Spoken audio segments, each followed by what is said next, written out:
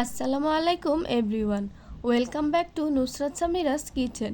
আশা করি সবাই ভালো আছেন। আজকে আমি দারুণ মজার একটি বিস্কুট রেসিপি আপনাদের সাথে শেয়ার করব, আর শুধুমাত্র একটি ডিম ও আটা দিয়ে বিস্কুটগুলো তৈরি করে দেখাবো এবং বিস্কুটগুলো চুলাতে বেক করে দেখাবো। আপনারা চাইলে ওভেনেও বেক করতে পারেন। আশা করি ভিডিওটি আপনাদের উপকারে আসবে। প্রথমেই শুকনো উপকরণগুলো চেলে নিব। এর জন্য একটি চালনিতে নিয়ে নিলাম 1.5 কাপ আটা আর 1 চা চামচ বেকিং পাউডার। এবার খুব ভালো করে সবগুলো উপকরণ চেলে নিব যাতে কোনো দানা না থাকে, এতে পরে বিস্কুট তৈরিতে সুবিধা হবে।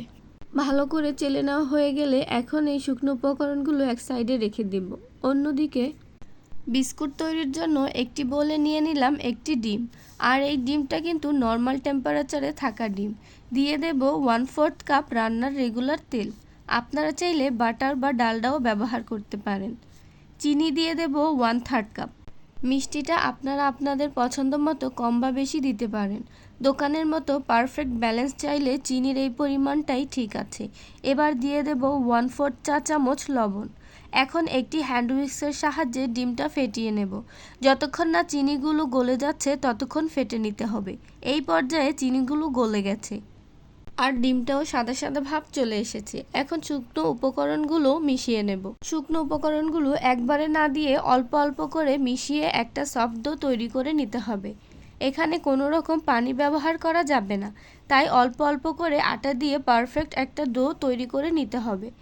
আটা মাখানোর সময় যদি মনে হয় ডোটা বেশি নরম হয়ে গেছে, তাহলে আরও কিছু পরিমাণ আটা দিয়ে মেখে নিতে হবে। আর যদি মনে হয় বেশি শক্ত হয়ে গেছে, তাহলে এখানে আরও একটা ডিম দিয়ে দিতে পারেন। এই পর্যায়ে ডোটা রেডি হয়ে গেছে। দেখেই বুঝতে পারছেন ডোটা কতটা পারফেক্ট হয়েছে। বেশি নরমও না, আবার বেশি শক্তও না। এখন এই ডোটাকে রেস্টে রেখে দেব 10 মিনিটের জন্য। এর ফলে ডোটা আরও একটু সফট হবে আর বিস্কুটের শেপ দিতে ফিরে আসলাম 10 মিনিট পর। দেখুন ডোটা কতটা সফট হয়ে গেছে। এখন বিস্কুট তৈরির পালা। তাই হাতে সামান্য তেল মেখে এখান থেকে অল্প পরিমাণে ডো নিয়ে 2 হাতের সাহায্যে ঘুরিয়ে ঘুরিয়ে বলের মতো করে তারপর হালকা চাপ দিলেই সুন্দর একটা বিস্কুটের শেপ চলে আসবে। আপনারা আপনাদের ইচ্ছে মতো যে কোনো শেপ দিয়ে নিতে পারেন। এখন সবগুলো বিস্কুট একইভাবে তৈরি করে নেব। আমার সবগুলো বিস্কুট তৈরি হয়ে গেছে। আমি বিস্কুটগুলো এইভাবে বেক করব। আপনারা চাইলে উপরে কিছু ডিজাইনও করতে পারেন, আবার চাইলে কিশমিশ বা বাদাম কুচিও দিয়ে দিতে পারেন। এবার বিস্কুটগুলো বেক করার জন্য আগে থেকে চুলায় একটি হাঁড়ি বসিয়ে 10 মিনিটের জন্য প্রিহিট করে নিয়েছি। এখন বিস্কুটের প্লেটটা হাঁড়িতে বসিয়ে দেব আর বেক করে নেব 20 থেকে 25 মিনিট। ফিরে আসলাম 25 মিনিট পর। দেখেই বুঝতে পারছেন বিস্কুটগুলো কতটা পারফেক্টভাবে বেক হয়ে গেছে। এই পর্যায়ে বিস্কুটগুলো একটু নরম থাকবে, তাই ঠান্ডা হওয়ার জন্য রেখে দেব এক সাইডে। ঠান্ডা হওয়ার পরে বিস্কুটগুলো দেখতে কতটা সুন্দর লাগছে আর কালারটাও কত সুন্দর এসেছে। এখন একটি বিস্কুট আপনাদের ভেঙে দেখাচ্ছি। ভাঙার পরে দেখুন ভিতরটা কত সুন্দর খাস্তা আর কতটা মুচমুচে হয়েছে। আর স্বাদের কথা কি বলবো, আপনারা ঘরে একবার বানিয়ে দেখতে পারেন। আশা করি আমার ভিডিওটি আপনাদের ভালো লেগেছে।